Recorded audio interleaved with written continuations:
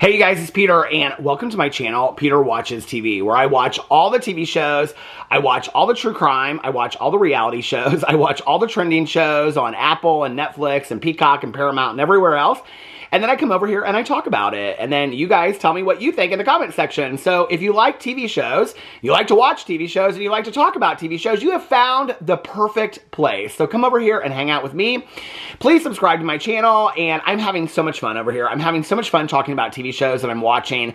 I love to, when I finally get to relax at night and sit down and, you know, put my iPad up and light the candles. And then I like to get into a TV show. And last night, I got done with season 1 of Elsbeth. And so I was like looking through all the new true crime from November to watch. There's a lot of new true crime. The JonBenet Ramsey case is coming out on Netflix. It's probably one of the cases I've been the most interested in for the last 20 or 30 years since it happened. And so I'm really excited about that documentary. I hope that they inform us of some new information in that documentary, although I'm not aware of any new information that's come out about the JonBenet Ramsey case, but there's a lot of good true crime that's coming out this month. And so I'm really excited about that. But today I want to talk about a show that was on Max, and the show is called The Real Murders on Elm Street. Okay, so the way that I found out about this show was that every month, going into the next month, I look up several different articles online about the best new true crime documentary series that are coming out that month. And so I'd seen it mentioned on there, and I was like, ooh, I like the name of that, The Real Murders on Elm Street. I thought it had something to do with Nightmare on Elm Street, which is probably my least favorite horror movie franchise of life, but still it kind of had that scary element to it. And I thought this will be kind of interesting. So I talked to my book club partner, Mel. So for those of you that do not know, I have a true crime book club that I run with my good friend Mel. Hey Mel, how are you? And every month we pick a true crime book to read, and then we also pick a true crime documentary to watch and then talk about. This past Sunday, we have a live stream once a month where we talk about the book and the true crime documentary. And if you want to join the true crime book club, it's listed below. All you have to do is go over to the Facebook group, answer 3 questions, and then you're a member. And then all the live streams are off of the Facebook group. So you just have to show up there when we announced it a couple weeks before. You just have to show up there. It's always on a Sunday at 4 p.m. So anyway, but for October, our true crime documentary, I mentioned this to her because I had seen it. A couple other people had mentioned it to me on my vlog. And so I said, what do you think about this one? I think this would be a good, October one because of Halloween and stuff. And she agreed. So we decided that we were going to watch The Real Murders of Elm Street for October and then talk about it, which we did this past Sunday. So about 3 or 4 weeks ago, I think it was like a month ago, maybe actually, all the episodes, they were releasing 1 episode a week on Max. There's 6 episodes total. And I went in and I started watching it one night. A friend of mine, she's also in the book club, Nikki. Hey Nikki, how are you? She and I decided that we were gonna we were up late at night one night. We were gonna both watch it at the same time and text each other what we thought. Well, we got 10 minutes into the first episode, and I don't know if I was playing solitaire or what I was doing, but I was just so completely bored with it. And I was like, I don't even know that I can watch all 6 episodes to cover it for the book club, right? So this past week, I knew that I had to watch all 6 episodes have been released finally, right? And so I knew that I had to watch the documentary to be prepared for Sunday for the live stream. So I think it was Friday night I started, because I was going to watch 3 on Friday night, 3 on Saturday night, something like that. I ended up going in and I started watching it, and I watched the first 4 episodes, and then I think on Saturday night I watched the last 2 episodes, and I was blown away. I was absolutely blown away. I have seen so many true crime documentary series, so many true crime movies. I've read so much true crime. I was really, really blown away. I don't know what happened to me the first time that I was watching it. I must have been distracted, probably texting my friend Nikki. I don't know what I was doing. But I went in and I started watching it, and right from right out of the gate, the first episode just completely blew me away. And I'm going to try to go into this so that I don't spoil it for anybody that hasn't already watched it, and just kind of give you guys an overall feeling of what I thought about it. So I want to go in and I want to talk about the different episodes. So there's 6 episodes. Now, one of the things that I loved about this is that as a person that loves, reading and watching true crime and all that kind of stuff, I'm not somebody that necessarily loves, like I said, the JonBenet Ramsey case. One of the reasons why the JonBenet Ramsey case is interesting to me is because it happened during a period of my life where, I was younger and things like that, and I was watching a lot of this stuff online. But I'm not typically that interested in, and I also love beauty pageants and all that kind of stuff. So that whole world was very interesting to me. I think that was part of what the intrigue, and the JonBenet Ramsey case happened at Christmas. It was like a huge thing. I remember it happening. I remember watching the American, I used to watch investigative reports on A&E a lot. That was where a lot of my fascination with the Baumeister case came from, for Herb Baumeister, Fox Hollow Farms, and I ended up going out there, found out that I had probably been there before when I was drinking. For those of you that do not know, I've been sober for 29 years and 10 months. I'm coming up on, it'll be 11 months if I make it to this weekend. We don't borrow time in recovery, but I'll have been sober 29 months.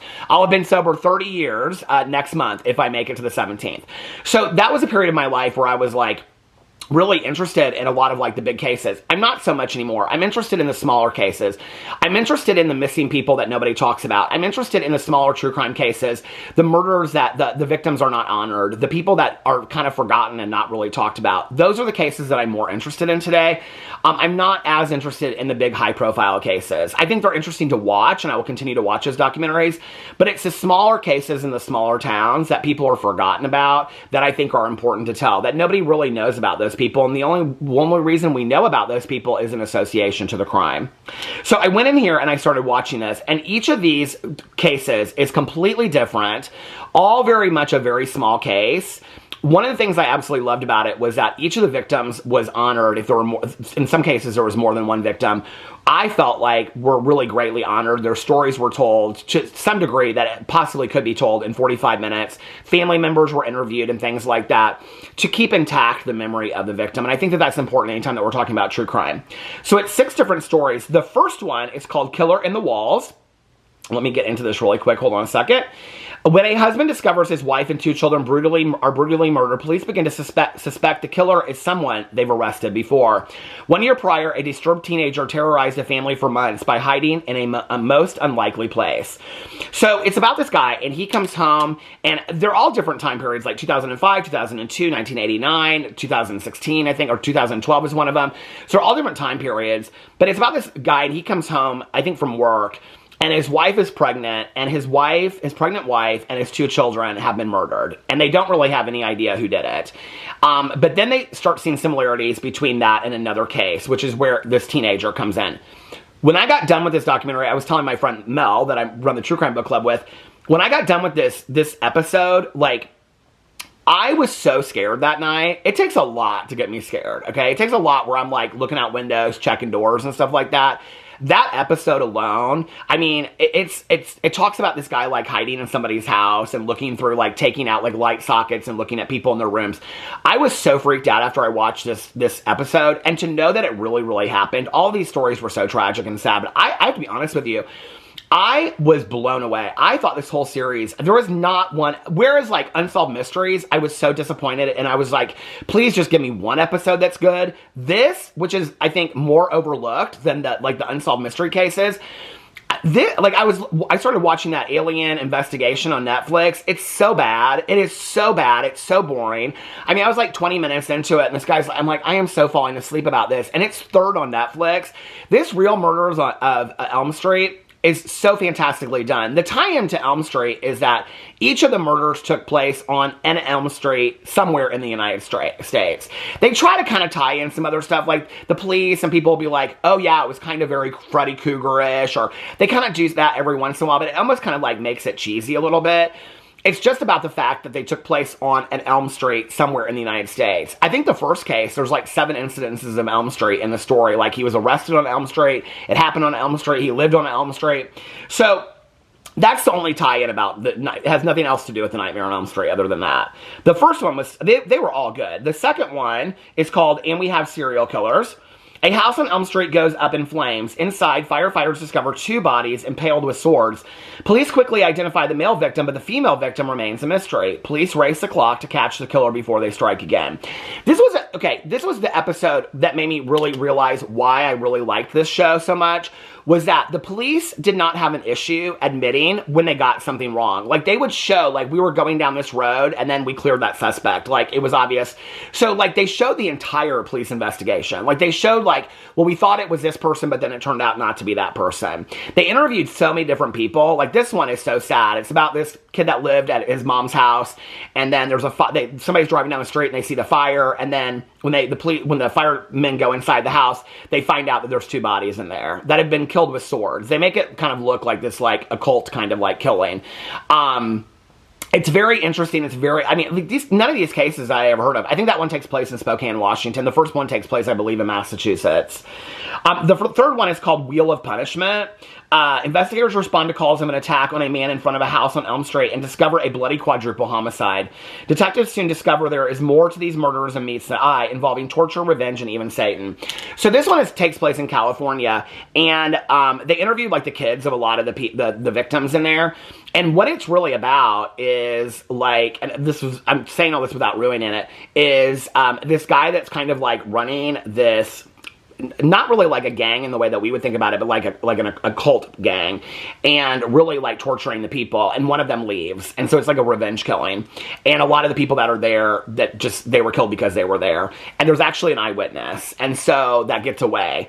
That case is really, really sad, very interesting. All of these cases, and they were also completely different, which is what I found really, truly interesting about it. And one of the things I also realized is when you read this, like, a lot of the titles are titles of movies, like Cruel Intentions, What Lies Beneath, Halloween Horror is the last one. So the fourth one is called Cruel Intentions. During one of the biggest street festivals of the year, detectives discover the body of a young man hidden inside a trash can. With few leads to go on and suspects at every turn, police aren't sure who they can trust and who will be next. And this was about a guy that his body was found in Cincinnati, Ohio. And it was really, really sad. And I actually have a good close family friend of mine. It happened, like, outside of Hamilton, Ohio, that lives in Hamilton, Ohio.